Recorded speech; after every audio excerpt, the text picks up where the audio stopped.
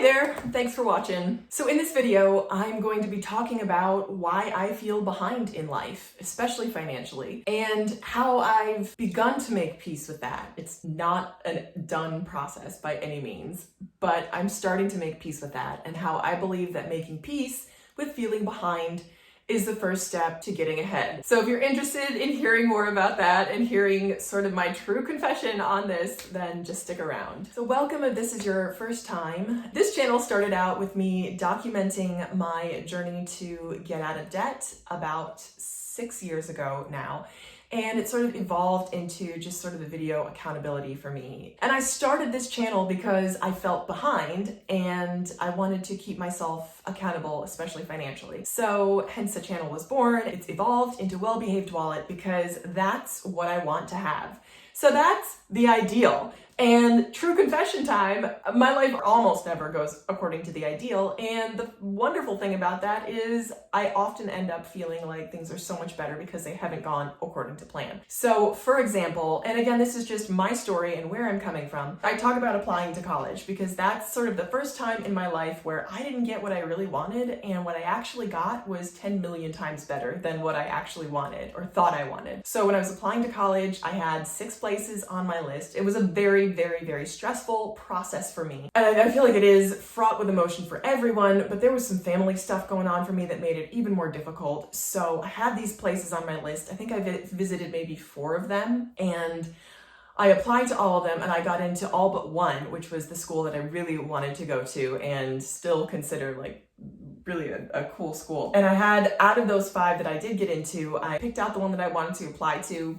Spoiler alert, like I hadn't even visited it before I applied and decided I wanted to go. And I decided this was the school that I wanted to go to based on almost nothing, almost no sort of research or no logic behind it. I just decided that's where I wanted to go. It was like the name and the credibility. So I went and sort of started to sign up, and at the last minute, none of the financials came through. So I just couldn't make the finances to be able to start with my class. I was really disappointed about that. Didn't really know what I wanted to do after that. And by chance, my mom told me, rather than just sitting around moping, why don't I apply at the school that she worked at, which was the last place I wanted to go. I swore I would never go to that type of school. It happened to be a Christian school. So I went and I applied. I just went with her. I was like, let me just see, what do I have to lose? I've already fallen as low as I can possibly fall. Nothing's working out for me, I felt. Especially financially. It was finances that ultimately determined the rejection from the school that I wanted to go to.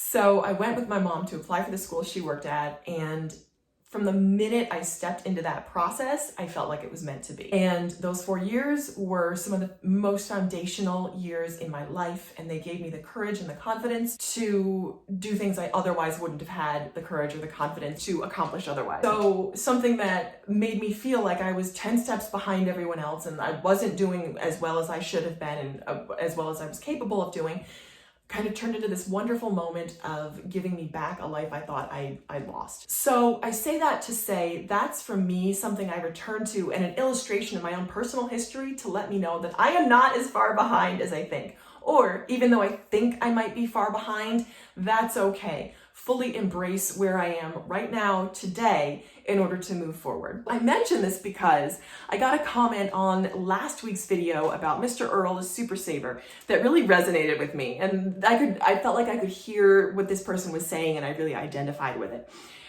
So this is a comment, and it is from Tweedlebeetle, Tweedlebeetle is their handle. And this is a comment. Yeah, all those people who work just as hard or even harder than Earl and didn't make it are just losers, right? Geez, and thanks for mentioning 8 minutes in that he started investing 40 years ago! Exclamation mark. Dude was making $12 an hour in the 80s. Today, a couple both making $12 an hour could barely afford rent, forget having shit left over to invest. And I responded, I hear you. I hear where you're coming from, and I can relate 100%.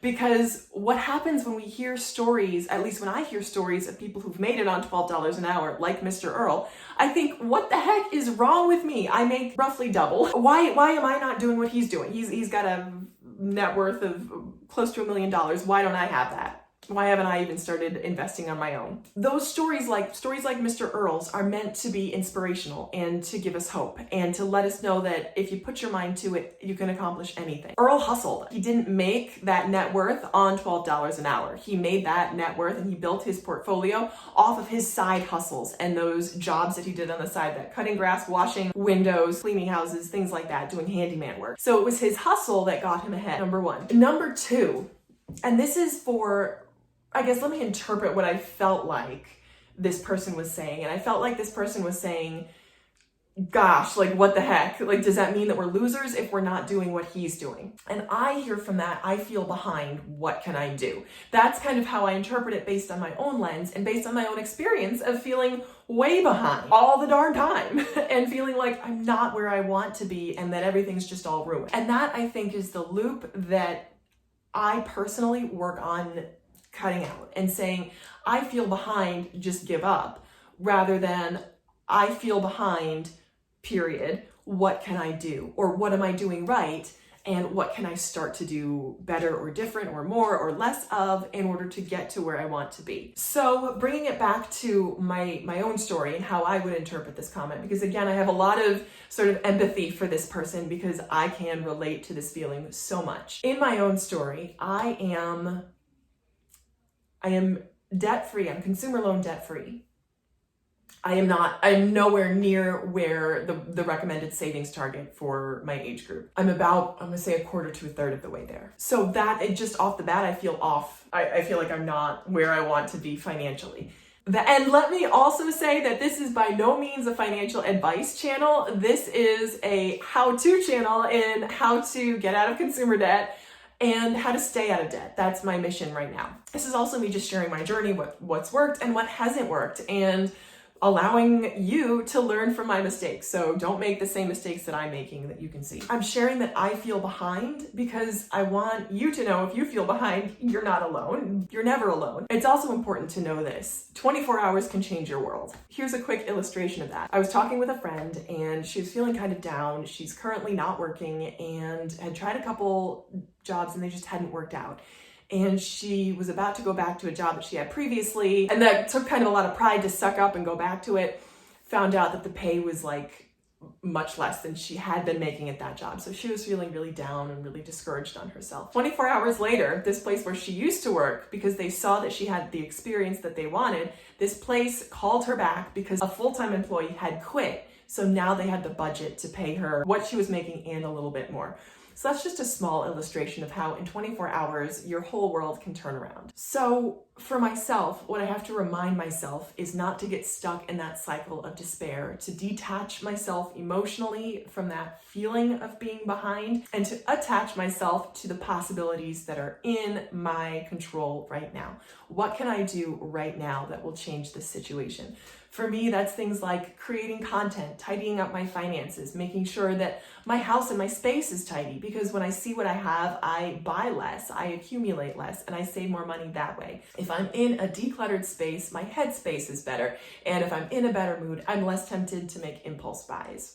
So that's what I have for you on the topic of feeling behind in life and feeling like you're not where you want to be. And the only thing that I can leave you with is to focus on what is in your control right now, today. Not yesterday or not a week from now, but what you can do right now. And living in the right now is really ultimately the best place you can live. So I hope this has been helpful for you. I hope that me sharing my experience can help you in your experience. Let me know down in the comments how you're feeling about your life in general right now. Tell me some things that you are so grateful for, and tell me some things that you wish were different. I'd love to hear from you in the comments. If you can, before you go, please give this video a like and thumbs up. It's so much help to me. And as always, I thank you so much for watching, and I hope you'll keep watching. Bye.